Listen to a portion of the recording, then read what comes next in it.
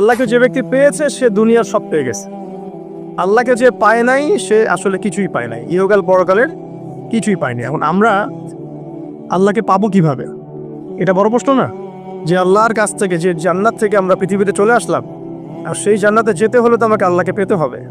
আল্লাহকে পেতে হলে আমার কি কি করণীয়, খুব শর্ট করে আমি কয়েকটা পয়েন্টস আপনাদেরকে শেয়ার করছি। 1 নাম্বার, আল্লাহকে পেতে হলে অবশ্যই তার নবী মুহাম্মদ সাল্লাল্লাহু আলাইহি ওয়াসাল্লামকে অনুসরণ করতে হবে। এছাড়া আল্লাহকে পাওয়ার দ্বিতীয় কোনো পথ নাই। আল্লাহকে পেতে হলে অবশ্যই তার নবী মুহাম্মদ সাল্লাল্লাহু আলাইহি ওয়াসাল্লামের আদর্শগুলো জীবনের প্রতিটা ক্ষেত্রে বাস্তবায়ন করতে হবে।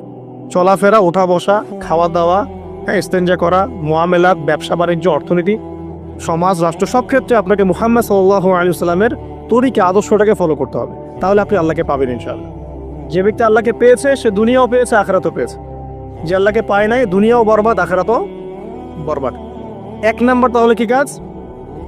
আল্লাহ পাকের সর্বশেষ নবী মুহাম্মদ সাল্লাল্লাহু আলাইহি ওয়াসাল্লামকে অনুসরণ করা, তার আদর্শ মেনে চলা, 1 নাম্বার। 2 নাম্বার হচ্ছে 5 ওয়াক্ত নামাজ। আল্লাহকে পেতে হলে নামাজ লাগবে। নামাজ নাই, আল্লাহ নাই। ওয়াস্তাঈনু বিস-সাবরি ওয়াস-সালাহ, তোমরা সবর এবং সালাতের মধ্য দিয়ে আল্লাহর সাহায্য প্রার্থনা করো। আমরা এই জন্য নামাজে বলি ইয়াকা না'বুদু ওয়া ইয়াকা নাস্তাঈন, আমরা শুধু আপনারই ইবাদত করি এবং আপনার কাছেই সাহায্য প্রার্থনা করি। তো আল্লাহকে পেতে হলে নামাজের কোনো বিকল্প নাই। যে ব্যক্তি নামাজ পড়ে না, আল্লাহর সঙ্গে তার কোনো সম্পর্ক নেই, নো কানেকশন। আপনি যে কোনো কিছু চাচ্ছেন, সেজদায় পড়ে আল্লাহর সামনে আত্মসমর্পণ করেই চাইতে হবে। ওয়াসজুদ ওয়াক্তারিব, আল্লাহ কি বলেছেন? সেজদা করো, নিকটবর্তী হও। তো ব্যাখ্যা অনেক করা যায়। নামাজ না পড়লে কিন্তু মানুষ কুফরিতে লিপ্ত হয়। যে ব্যক্তি মান তারাকা সালাতা মুতাআম্মিদান ফাকাদ কাফারা, যে ব্যক্তি সালাতকে অস্বীকার করে, ফরজ নামাজকে অস্বীকার করে, সে ব্যক্তি কিন্তু কুফরিতে চলে যায়। ঠিক আছে? তারপরে বাইনা রাজুলি ওয়া বাইনা শিরকি ওয়াল কুফরি তারকুস সালাহ, একজন মুমিন বান্দা এবং অমুসলিমদের মধ্যে পার্থক্যই নামাজ। নামাজের বিষয়ে অনেক কথা আমি আগেও বলেছি, আপনারা শুনেছেন, অন্য আলেমদের কাছে শুনেছেন। এক বাক্যে নামাজ না পড়লে ইসলামের রশিটা কেটে যাবে।